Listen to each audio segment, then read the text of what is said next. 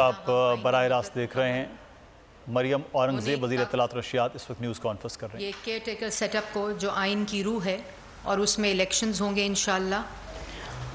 तो ये जो 44 माह का गन था, ना अहली थी, नालायकी थी, चोरी थी, करप्शन थी, माशी तबाही थी, बेरोज़गारी थी, महंगाई थी, और लास्ट नेल इन कॉफिन जो था वो मार्च 2022 में अपना किया हुआ सख्त शराइत का IMF प्रोग्राम पेट्रोल की कीमत कम करके वायलेट किया गया, उसको सस्पेंड किया गया।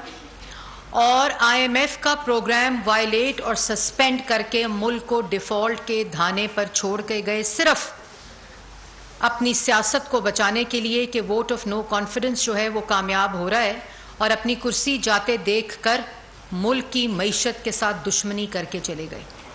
और जब मैं ये कह रही हूँ कि मुल्क को माशी डिफ़ॉल्ट की तरफ और धाने की तरफ छोड़ के गए, तो मेरा उससे क्या मतलब है?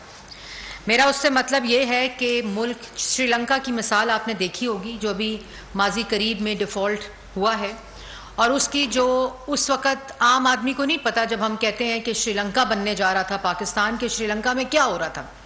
श्रीलंका में 5-5 दिन गाड़ियां कतारों में खड़ी होती थीं 5 लीटर से 10 लीटर पेट्रोल लेने के लिए।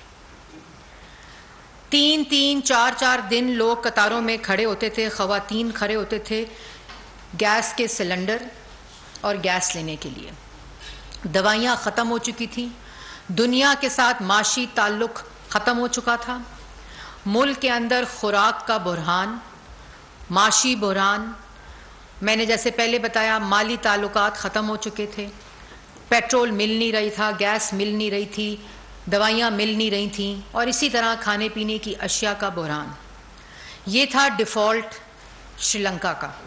और जो पिछली हुकूमत थी वो मुसल्लत शुदा वज़ीर आज़म के तहत मुल्क को इस धाने पे छोड़ कर गई थी।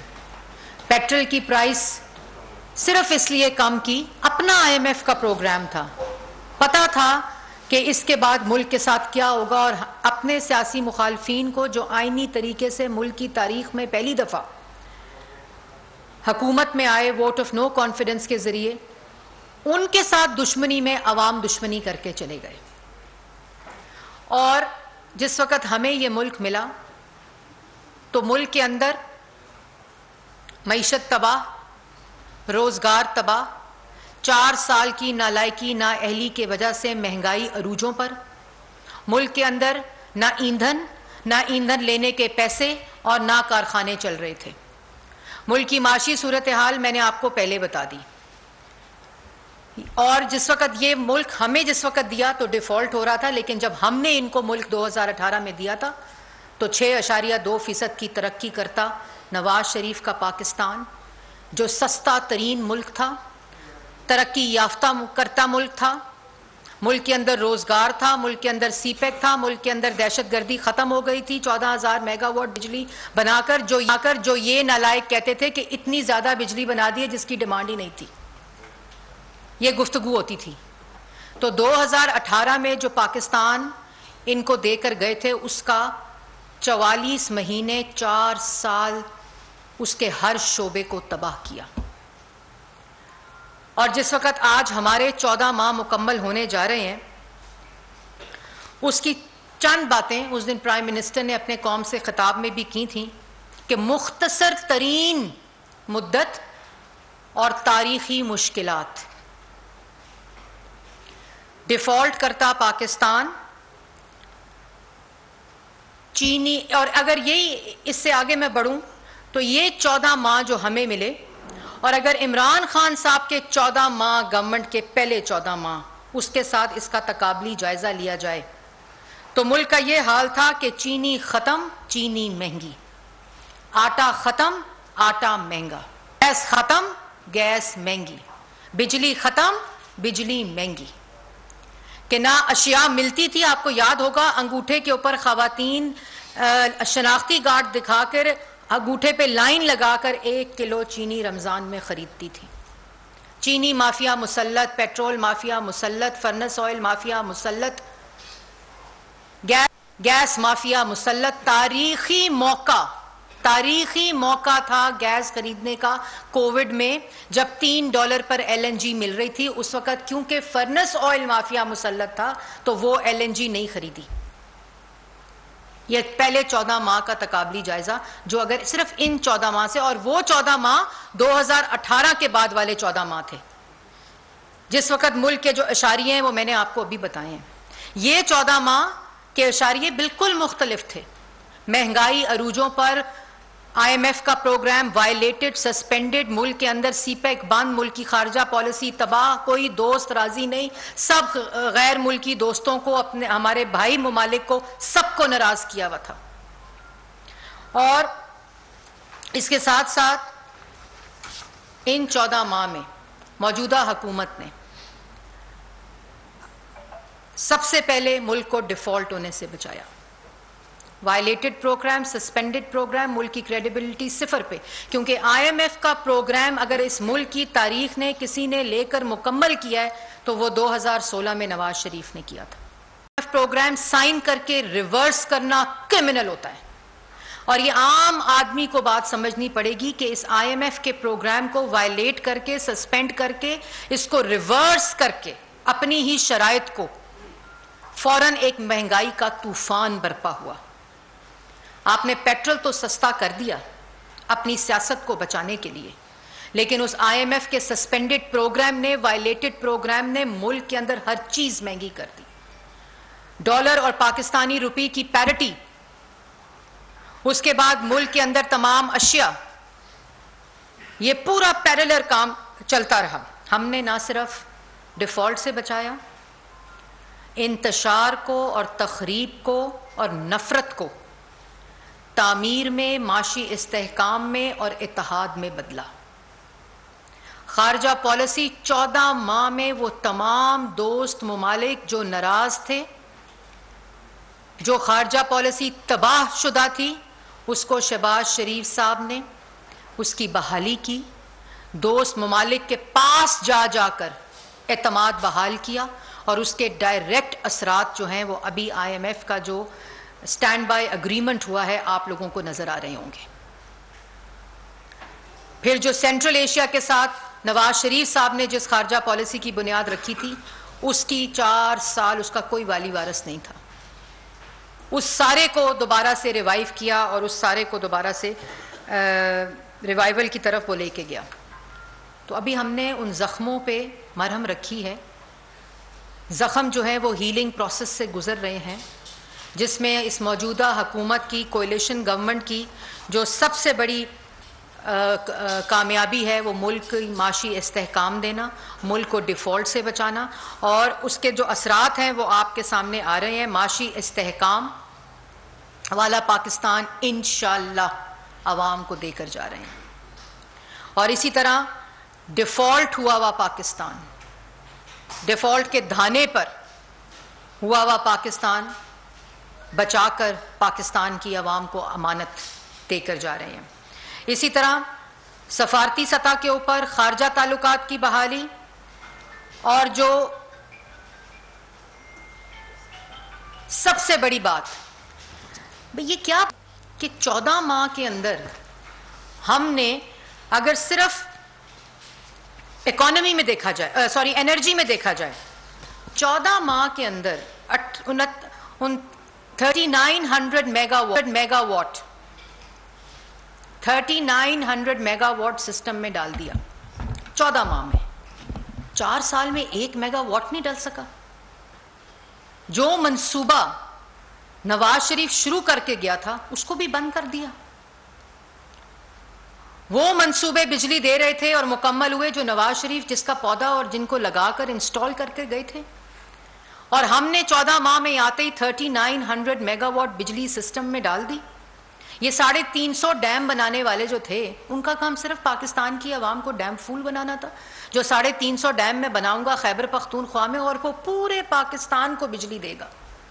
तो ये क्या बात है? कारखानों से, बंद पड़े कारखानों से अगर 3900 मेगावाट बिजली पाकिस्तान की आवाम को इन 14 माह में मिल सकती है, और ये वो लोग हैं जो कहते थे कि मुस्लिम लीग नून इतनी ज्यादा बिजली बना गई है कि जिसकी डिमांड ही नहीं थी और पैसे जाया कर गई है। और ये जो 3900 मेगावाट है, इसमें 700 करोड़ हाइड्रो से, 1300 झांग ट्रिमू से, 1900 थर से, और जो पहले 1900 जो अभी बना रहा है वो पहले 600 बनाता था, अब वो 2500 बना रहा है। जो कारखाने थे वो बंद पड़े थे, उनकी मेंटेनेंस तक नहीं हुई थी जब हम लोग अप्रैल में आए। तो ये 3900 मेगावाट, उसके ऊपर इस वक्त जब मैं आपसे मुखातिब हूं, इस 14 माह के अंदर फर्नेस ऑयल के ऊपर आपकी डिपेंडेंसी 0 है।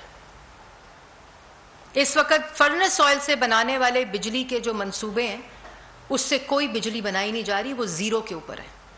और ये जब हमारी हुकूमत गई थी हम 0 करके आए थे, लेकिन क्योंकि फर्नेस ऑयल लॉबी मुल्क पे मुसल्लत थी तो वो प्रोजेक्ट्स बंद करके फर्नेस ऑयल के ऊपर डिपेंडेंसी को बढ़ा दिया गया, जो 14 माह में मुकम्मल 0 के ऊपर आ गई और उसको बंद कर दिया गया। फिर 10,000 मेगावाट बिजली का प्राइम मिनिस्टर का जो सोलराइजेशन का प्रोग्राम है, जिसका पूरा फ्रेमवर्क जो है वो इस वक्त इम्प्लीमेंटेशन के ऊपर है। तो ये 4 साल में क्यों नहीं हुआ? ये 44 मंथ्स में क्यों नहीं हुआ? ये 14 मंथ्स में अगर सारा कुछ हो सकता है, क्योंकि 4 साल में मुल्क को लूटा गया, माशी तबाही मचाई गई, सिर्फ एहतसाब का झूठा नारा लगाकर सियासी मुखालफीन को सजाए मौत में चक्की में डालने की तरजीह थी। इसलिए ये सारे काम नहीं हो सके जो पाकिस्तान की आवाम को डायरेक्ट, जिसका और इन तमाम प्रोजेक्ट्स में जो चलते हुए प्रोजेक्ट बंद हुए उनकी ताखीर में, उनकी फाइनेंशियल उनकी जो लागत है उसमें इजाफा, ये मुजरमाना गफलत। उसके बाद जो पेट्रोलियम है, रूस का दौरा हुआ, दौरे का एलानिया आया, एलानिया के बाद एक और एलानिया आया, उसकी प्रेस रिलीज आई, रूसी तेल का कोई जिक्र नहीं, कहते हैं रूसी तेल हम लाए थे। उसके बाद जितनी प्रेस रिलीज आई, कोई फॉरेन ऑफिस में, कोई पेट्रोलियम मिनिस्ट्री में, कोई प्राइम मिनिस्टर ऑफिस में किसी किस्म की कम्युनिकेशन रशियन ऑयल के ऊपर मौजूद ही नहीं थी। उसको हम आए, हमने उस पर बात शुरू की और अल्लाह ताला के फजलो करम से रशिया से आज सस्ता तेल आ रहा है।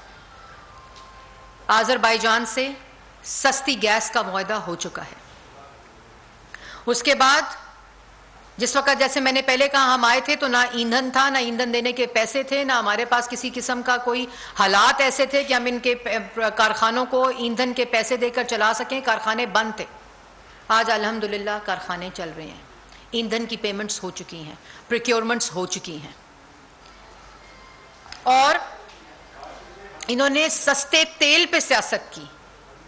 इन्होंने फर्नेस ऑयल के माफिया को फैसिलिटेट करने के लिए इन्होंने वो सस्ती LNG नहीं खरीदी कोविड के दिनों में, जिस वक्त वो टैरिफ आया था। आज़रबाईजान से सस्ती गैस जब ली, उसके ऊपर सियासत की कि तो ये मुआहदा है, ये मुआहदा ख़राब है मुल्क की।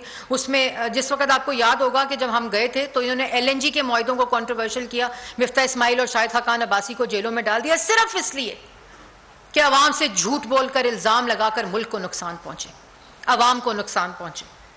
फिर अमीर और गरीब के गैस के टैरिफ में मुल्क की तारीख में पहली दफ़ा फ़र्क डाला गया, जो बिजली के बिल हैं और जो टैरिफ है पर यूनिट, ताकि जो बोझ है वो फिर रेकोडिक, जिसका $10 बिलियन जो था उसका नुकसान होना था और एक तलवार लटक रही थी, उसको सेटल किया। यही 14 माह की मुख्तसर अरसे में। उसके बाद आपने देखा सैलाब आया। सैलाब के अंदर वफाक में शहबाज शरीफ की हुकूमत थी, सिंध में पीपल्स पार्टी की हुकूमत थी, पंजाब में PTI की हुकूमत थी, खैबर पख्तूनख्वा में PTI की हुकूमत थी, बलूचिस्तान में हुकूमत, AJK में हुकूमत, GB में हुकूमत। वफाक ने, वज़ीर आज़म शहबाज शरीफ ने 100 अरब रुपया दिया वफाक ने कि जाओ सूबों में खर्च करो, जहाँ जो फ्लड स्ट्रिकन विक्टिम्स हैं उनके ऊपर खर्च किया जाए। वो कहते हैं ना कि मुझे क्या है। ये कोविड के दिनों में कोविड की मीटिंग से उठकर चला जाता था जिसमें सिंध का CM बैठता था। जिसमें ऑपोजिशन लीडर शहबाज शरीफ साहब बैठते थे, इमरान खान साहब, मैं खुद उन मीटिंग्स में थी, उन मीटिंग से उठकर चले जाते थे, क्योंकि अपनी अना और अपना तकब्बुर मुल्क के मसाइल से बुलंद था। और जिस वक़्त सैलाब आया, 1/3 मुल्क का हिस्सा जो था वो ज़ेरे आब आ गया। 11 लाख एकड़ खड़ी फसल तबाह हो गई, 11 लाख माल मवेशी मर गए, 80 लाख लोग बेघर हो गए, 1600 से जायद लोग जाँ बहक हो गए। और वो 1600 इसलिए थी क्योंकि बर वक्त इंतज़ामात NDMA के, PDMA के जो सूबाई हुकूमतें थीं, शहबाज शरीफ साहब उसको रोज़ाना की बुनियाद पर उसको मॉनिटर करते थे। NDMA की सतह पर मॉनिटरिंग डैशबोर्ड मौजूद था। ना सिर्फ पैसे दिए बल्कि वो पैसा कहाँ पहुँच रहा है और किस तरह सैलाब मैनेज हो रहा है, सैलाब के विक्टिम्स मैनेज हो रहे हैं, चाहे वो रिलीफ हो, चाहे वो रेस्क्यू हो, चाहे वो रिहैब हो या चाहे वो रिकंस्ट्रक्शन हो। तमाम के ऊपर वफाक ने, शहबाज शरीफ साहब ने मुल्क के चप्पे चप्पे में वो खुद गया, खुद वजीर आजम सैलाब के मुतासरीन के साथ खड़ा हुआ, चाहे वो बलूचिस्तान हो, चाहे वो सिंध हो, चाहे वो वफाक हो, चाहे वो AJK के अंदर वो इलाके हों, चाहे वो कश्मीर के अंदर इलाके हों, चाहे वो साउथ पंजाब के अंदर इलाके हों, चाहे वो बलूचिस्तान के अंदर इलाके हों, हर जगह के ऊपर खुद चल के गए, सिर्फ ये देखने के लिए कि लोगों को रिलीफ, रेस्क्यू, रिहैब और रिकंस्ट्रक्शन जो उनका विजन था उसके मुताबिक हो रही है कि नहीं हो रही है। 70 अरब का BISP डायरेक्ट कैश लोगों के हाथ में दिया कि किसी किस्म की इस मुश्किल वक्त में मोहताजी ना आए। BISP के जरिए ना किसी किस्म का लोन मांगा, ना किसी किस्म की दुहाई दी, ना किसी किस्म का काम मर गए हैं, ना किसी किस्म से बाहर की अब लोगों से मदद मांगी, खुद मैनेज किया इन मुश्किल हालात में। जिस वक्त IMF की तलवार लटकी हुई थी, मुश्किल फैसले हो रहे थे, तो सैलाब को मुकम्मल तौर पे आज 100 घर टांक में खड़े हैं सैलाब मुतासरीन के, लोग उनमें रह रहे हैं, टूटे हुए स्कूल बन चुके हैं, रिकंस्ट्रक्ट हो चुके हैं और अभी भी तामीर की रिकंस्ट्रक्शन का जो फेज है वो जारी है। और फिर मुल्क के बाहर आवाज उठाई, खाली ये नहीं कहा कि मुल्क बड़ा वल्नरेबल है क्लाइमेट चेंज की वजह से और जो बाकी दुनिया है उसके असरात मुल्क पे पड़े, ये नहीं कहा खाली। चाहे वो यूनाइटेड नेशंस हो, चाहे वो जिनीवा कॉन्फ्रेंस हो, चाहे वो इजिप्ट की कॉन्फ्रेंस हो क्लाइमेट फंड की, हर जगह पे अपने मुल्क की आवाज उठाकर क्लाइमेट फाइनेंस फंड को इंश्योर किया। और फिर जिनीवा में $10 बिलियन की जो कमिटमेंट्स थी उनकी अश्योरिटी ली, खुद उसको लीड किया। इसमें जो फॉरेन मिनिस्टर थे उन्होंने भरपूर साथ दिया, जो क्लाइमेट चेंज मिनिस्टर थी दिन रात काम हुआ। इंफॉर्मेशन मिनिस्ट्री के अंदर लोगों को पाकिस्तान के बाहर और पाकिस्तान के अंदर इन मुश्किलात का बताने के लिए दिन रात काम हुआ। हमने दुहाइयां नहीं दी, हमने रोने पीटने नहीं डाले। और उसके बाद क्योंकि वजीर आजम दिल में दुख रखता था, दर्द रखता था आवाम का, उनको पता था कि ये सैलाब की वजह से किसान मुतासिर हुआ है, उसकी फसल मुतासिर होगी, फूड सिक्योरिटी मुतासिर होगी। फौरन 1800 बिलियन और अब वो 2000 का हो गया, अब वो 20,000 अरब का से किसान पैकेज हो गया है, उस वक़्त दिया, जिसमें खाद है, जिसमें मशीनरी है, ज़रूरी आलात हैं, बिजली का टैरिफ है, यूथ बिजनेस लोन है, ट्यूबवेल्स के ऊपर सब्सिडी, मतलब अक्रॉस द बोर्ड किसान को, ताकि ये नुकसान और उसके नताइज में उसको उस सैलाब को टर्न अराउंड करके अपॉर्चुनिटी क्रिएट की किसान के लिए। और बम्पर क्रॉप पाकिस्तान ने इस साल देखी जो कि 2 करोड़ 75 लाख मेट्रिक टन है। ये ऐसे नहीं हो गया, इसमें मेहनत होती है, इसमें विजन होता है, इसमें सलाहियत होनी चाहिए, इसमें नीयत होनी चाहिए, इसमें फार साइटेडनेस होनी चाहिए कि अवाम को किन मुश्किलात का सामना हो सकता है सैलाब की वजह से। और उसके बाद आज जब मैं आपसे मुखातिब हूं, इस्लामाबाद को ले लें, सिर्फ इस्लामाबाद को 20 बिलियन का इस्लामाबाद का रूरल डेवलपमेंट पैकेज दिया है। मुल्क की, इस्लामाबाद की तारीख में पहली दफा शहरी और देहाई इलाकों में तरक्की की जो फर्क है उसको मसावी कर दिया है, उसको इक्वल कर दिया। जिसमें बेतहाशा रोड इंफ्रास्ट्रक्चर, वाटर के, स्कूल्स के, पार्क्स के, मास ट्रांजिट के प्रोजेक्ट्स हैं, इंफ्रास्ट्रक्चर, रोड इंफ्रास्ट्रक्चर के प्रोजेक्ट्स हैं। तो ये 20 बिलियन का जो प्राइम मिनिस्टर का रूरल पैकेज है इस्लामाबाद के लिए, ये क्यों नहीं 4 साल में आ सका? सोचता तो होगा कोई। और फिर 2018 में जो स्कैफोल्डिंग्स लगी हुई थी ना, 2018 में जो स्कैफोल्डिंग लगी हुई थी मेट्रो की, क्योंकि नवाज शरीफ साहब का एक ख्वाब था कि जो मेट्रो जहां ख़त्म की है वो मेट्रो एयरपोर्ट तक जानी चाहिए। वो स्कैफोल्डिंग जहां लगी हुई थी 2022 अप्रैल में आकर हमने उतारी है, शहबाज शरीफ ने उतारी है। 15 दिन के अंदर वो बसें भी आईं, वो रूट भी बहाल हुए। आज जब मैं आपसे मुखातिब हूं, इन 14 माह में इस्लामाबाद के अंदर कोई मेट्रो का रूट ऐसा नहीं है। और उसके साथ साथ जो बजट है जिसका मैंने आपको पहले बताया, वो 72% इंक्रीज है इस 14 माह के अंदर। जो और BISP क्या है? BISP वो मुस्तहकीन है जो साइंटिफिक तरीके से, जो जिसको इन्होंने क्या वो नाम दिया था, जो BISP को बदल दिया था, एहसास प्रोग्राम। वो एहसास प्रोग्राम जब आकर देखा तो जो उसका हशर हुआ था BISP प्रोग्राम का, वो एक अल्लाह ताला जानता है, या वो शाजिया मरी साहिबा जानती होंगी कि उसके साथ क्या किया था। कभी कारखानों के ड्रामे, कभी लंगर खानों के ड्रामे, कभी वो पता नहीं सस्ती वो दे देंगे मील्स, और पता नहीं क्या क्या गिमिक्री उन प्रोजेक्ट्स के साथ की गई। उसके बाद उनमें उसके बाद जो BISP के ज़रिए मैंने आपको पहले कहा, सैलाब में 70 बिलियन लोगों को बेनिफिशरीज को दिया गया। 25,000 रुपया पर फैमिली फौरी तौर पर कैश की मद में उनके हाथ में दिया कि अगर किसी किस्म की सैलाब में उनको ज़रूरत है तो उनको हाथ ना फैलाना पड़े, बल्कि उनके पास वो पैसे जो इमरजेंसी होती है बहुत कम थे, लेकिन जो फौरी तौर पर रिलीफ था उसके लिए उनको ये एक साइंटिफिक तरीके से, ट्रांसपेरेंट तरीके से। उसके बाद मुझे ये बताएं, जब वज़ीर आज़म शहबाज शरीफ साहब आए तो जिस वक्त पेट्रोल महंगा हुआ उस पर साथ आवाम को रिलीफ देने के लिए सब्सिडी दी। जिस वक्त रमज़ान आया, मुश्किलात थी, चीज़ें महंगी हो रही थी, फौरी तौर के ऊपर यूटिलिटी स्टोर के ऊपर सब्सिडी देकर रमज़ान पैकेज दिया। और इतने मुश्किल हालात हो गए तो क्या किया? मुल्क की तारीख में कभी किसी, हमने सस्ता आटा सुना था, लेकिन 70 बिलियन का मुफ्त आटा तकसीम किया इन्हीं मुश्किलात की वजह से, इसी बजट के अंदर से, अपने बजट के अंदर से, और उसको पूरे मुल्क तक फैलाया। मुफ्त आटे को तकसीम किया गया ताकि रिलीफ मिल सके। तो जब मुश्किल फैसले किए तो दिल में दर्द रखते थे, आज भी दर्द है कि जो 4 साल की तबाही है उसका नुकसान पाकिस्तान की आवाम और मुल्क को भुगतना पड़ा।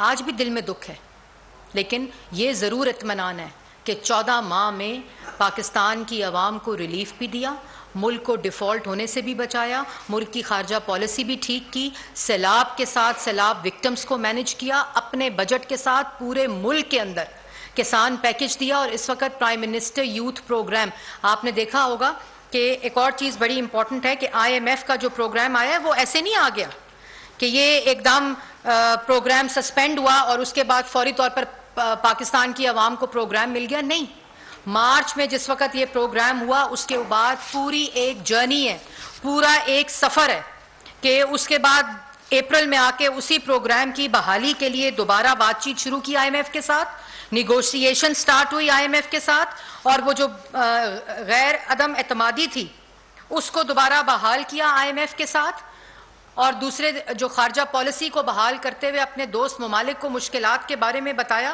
पेरिस के अंदर 3 मुलाकातें हुई। अभी 22 जून को पहली मुलाकात IMF के साथ हुई, जहां उनको बताया कि ये आवाम के लिए मुश्किलात हैं, जितना उसमें चीज़ों को ठीक किया है मज़ीद ठीक कर सकते हैं इकोनॉमिक इंटरवेंशंस को।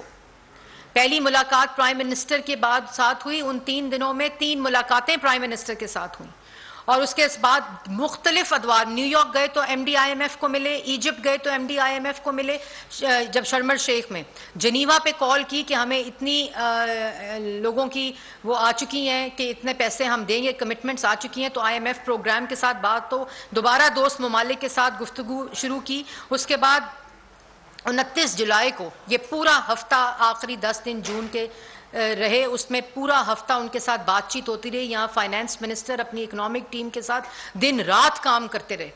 और उसके बाद जो 29 जुलाई थी उसमें stand by staff level agreement की उन्होंने अनाउंसमेंट की।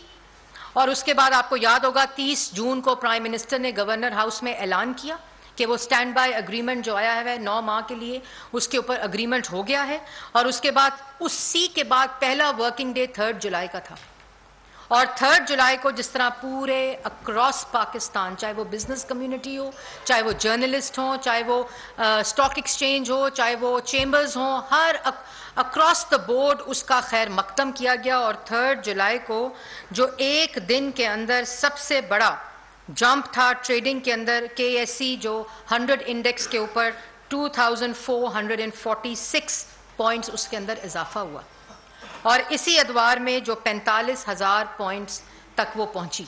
तो ये वो कॉन्फिडेंस के इशारे हैं, इंडिकेटर्स हैं जो पाकिस्तान की मईशत के ऊपर आ रहे हैं, जिनको 4 साल ये तबाह कर गए हैं। और उसके साथ साथ इंशाअल्लाह, जैसे प्राइम मिनिस्टर कहते हैं कि ये IMF का प्रोग्राम लम्हाए फ़ख्रिया नहीं है, ये लम्हाए फ़िक्रिया है। और इसीलिए 2013 में नवाज शरीफ साहब जब आए थे, IMF का प्रोग्राम जब 14 में लिया, 16 में उसको कंक्लूड करके IMF को खुदाफिज नवाज शरीफ साहब कहकर गए थे, सिर्फ इसलिए कि, और फिर CPEC आया था और CPEC के ज़रिए माशी इस्तेहकाम आया था, रोज़गार आई थी, महंगाई ख़त्म हुई थी। 5 साल मुल्क सस्ता तरीन मुल्क था, दहशत गर्दी ख़त्म हुई, बिजली के मंसूबे लगे, कारखाने चले, मईशत को इस्तेहकाम मिला, रोज़गार देकर गए थे। 14,000 मेगावाट बिजली ऐसे नहीं बन गई थी, वो भी 3 साल में बनी थी, क्योंकि नवाज शरीफ साहब को तो 2014 में धरना आ गया था इन नालायकों, नाअहलो, चोरों का, इंतशार फैलाने वालों का। और इन 14 माह में जहाँ मुल्क के अंदर ये तामीर हो रही थी, उस तरफ वही तखरीब और इंतशार हो रहा था कि IMF का प्रोग्राम आज आने वाला हो तो वज़ीरों से ख़त लिखवा दो IMF को, वो करीब आने वाला हो तो इस्लामाबाद 25 जुलाई को लॉन्ग मार्च ले आओ, IMF करीब आने वाला हो, किसी गैर मुल्की दौरा आने वाला हो तो ज़मान पाक का ऑपरेशन कर दो, मुल्क की मईशत को इस्तेहकाम मिल रहा हो, कॉन्फिडेंस बढ़ रहा हो तो 9 मई का वाक़या कर दो। आज तक वही तखरीब कारी जारी है, आज तक वही इंतशार की जो माइंड सेट है वो जारी है। फिर बेशरम लोग ये कहते हैं कि अगर हम ना साथ देते तो IMF ना आता। मतलब इनसे पूछे कि कोई अल्लाह ताला का डर और खौफ है? IMF के प्रोग्राम को सस्पेंड किया, वायलेट किया, क्रेडिबिलिटी तबाह की मुल्क की। वो कहते हैं कि अगर हम ना साथ देते, और इसलिए IMF हमें मिलने आया था। मैंने पहले भी कहा था IMF तुम्हारे आगे हाथ जोड़ने आया था कि मुल्क की मईशत इस्तेहकाम की तरफ जा रही है, आप इसका पीछा ना करना, अब इसको दोबारा डिफॉल्ट के धाने पर ना छोड़ के जाना। अवाम भी मिन्नतें करती है, बिजनेस कम्युनिटी भी मिन्नतें करती है, कॉर्पोरेट सेक्टर भी मिन्नतें करता है, पाकिस्तान की गरीब अवाम हाथ जोड़कर तुम्हारे से मिन्नतें करती है कि जो तखरीबकारी, जो इंतशार, जो फसाद, जो नफरत के बीज बोए, जो माशी तबाही के बीज बोए, हमारी जान छोड़ दो। और अगर ये 14 माह के अरसे में IMF प्रोग्राम आने के बाद वो माशी इस्तेहकाम आया है, उस माशी इस्तेहकाम को जो IT सेक्टर में, एनर्जी सेक्टर में, एग्रीकल्चर सेक्टर में, माइनिंग के सेक्टर में, एक्सपोर्ट्स में और डिफेंस में जैसे CPEC दिया था ना, और उस CPEC का डायरेक्ट इम्पैक्ट पाकिस्तान की इकोनॉमी और आम आदमी को मिला था, इसी तरह इन सेक्टर्स के अंदर जो इन्वेस्टमेंट आ रही है, जो इन सेक्टर्स के अंदर रेवोल्यूशन आ रही है, जो SIFC के क़याम के थ्रू आ रही है, वो यही इकोनॉमिक पाथ है जिससे IMF के प्रोग्राम को इंशाअल्लाह खैरबाद कहा जाएगा। हम मुकम्मल करेंगे, एक एक शर्त के ऊपर अमल करेंगे, और इसमें पाकिस्तानी अवाम का बाइन है, क्योंकि कौन चाहेगा, कौन शख्स, कौन पाकिस्तान का शहरी चाहेगा कि पाकिस्तान डिफॉल्ट हो जाए, सवाए इमरान खान के और उसके हवारियों के, और कोई नहीं चाहता। अगर माशी इस्तेहकाम मुल्क के अंदर होगा तो आम इंसान की, आम आदमी की जो जिंदगी है और उसका हाल है, उसकी बेहतरी आएगी। उसकी अगर मुल्क का माशी इस्तेहकाम आएगा तो इनफरादी माशी इस्तेहकाम आएगा। अगर मुल्क के अंदर इकोनॉमिक एक्टिविटी होगी, डेवलपमेंट एक्टिविटी होगी तो रोजगार आएगा। इसी तरह प्राइम मिनिस्टर यूथ प्रोग्राम आपके सामने है, 80 बिलियन का ये प्राइम मिनिस्टर यूथ प्रोग्राम एक तारीखी यूथ प्रोग्राम है जिसकी बुनियाद पहले शहबाज शरीफ साहब ने पंजाब में रखी, नवाज शरीफ साहब ने वफाक में रखी 2013 में, जिसमें नौजवान को हुनर देकर, नौजवान को कर्जा देकर, और कर्जा भी इंटरेस्ट फ्री लोन, ताकि उन पे बोझ ना पड़े, small medium enterprise, women empowerment, मतलब हर शोबे, आईटी सेक्टर में पहली दफा नौजवानों को किसान एग्रीकल्चर जो लोन है वो दिया जा रहा है। तमाम पाकिस्तान में जो ट्यूबवेल्स हैं उनको सोलर पर तब्दील किया जा रहा है। तो ये क्यों नहीं 4 साल में हो सका? 4 साल में तो दुनिया की बेहतरीन माशी टीम आई थी। वफाकी वज़ीर इत्तलात मरियम औरंगज़ेब इस वक्त इस्लामाबाद में न्यूज़ कॉन्फ्रेंस कर रही हैं। मुल्क मुस्तहकम मईशत की तरफ गामजन, स्टॉक एक्सचेंज भी मुस्बत रुख दिखाने लगा। मईशत की सूरत हाल बेहतरी की तरफ जा रही है। हम IMF के कर्जा मिलने के बाद इस सूरत हाल को बेहतर मजीद कैसे कर सकते हैं? कर्ज बहाली के रोशन इम्कान, बोल ने निभाई अपनी सहाफती जिम्मेदारियां, महंगाई से परेशान आवाम के लिए उठाई आवाज। रिपोर्टर और इक़्तिसादी माहिरीन के सबसे बड़े पैनल के साथ बोल की मिशन मईशत की सबसे बड़ी ट्रांसमिशन 63% आवाम ने देखी अपनी स्क्रीन पर। अगर 21वीं सदी की हम इंडस्ट्री की कोई बात करें तो उसमें फिर इंफॉर्मेशन टेक्नोलॉजी जो है वो टॉप पर आती है। अपनी रवायात को बरकरार रखते हुए बोल अवामी मसाइल को उजागर करने में सबसे आगे। देखिए बोल की अगली ट्रांसमिशन में मोबाइल लोन ऐप का बड़ा स्कैम कैसे हुआ बेनकाब। साइबर क्राइम सर्कल रावलपिंडी की मुख्तलिफ इलाकों में कार्रवाइयाँ, ब्लैकमेलिंग में मुलविस ऑनलाइन लोन ऐप्स के 9 मुल्जिमान गिरफ्तार कर लिए गए हैं। अगर इस स्कैंडल से मुताल्लिक आपके पास हैं हकाइक तो बनिए बोल इन्वेस्टिगेशन का हिस्सा। आपकी शनाख्त और तमाम तर मालूमात खुफिया रखी जाएंगी, तो बस हमें ईमेल करें या व्हाट्सएप करें 0337 0310 377। सब्सक्राइब करें और बेल दबाएं ताकि कोई खबर रह न जाए।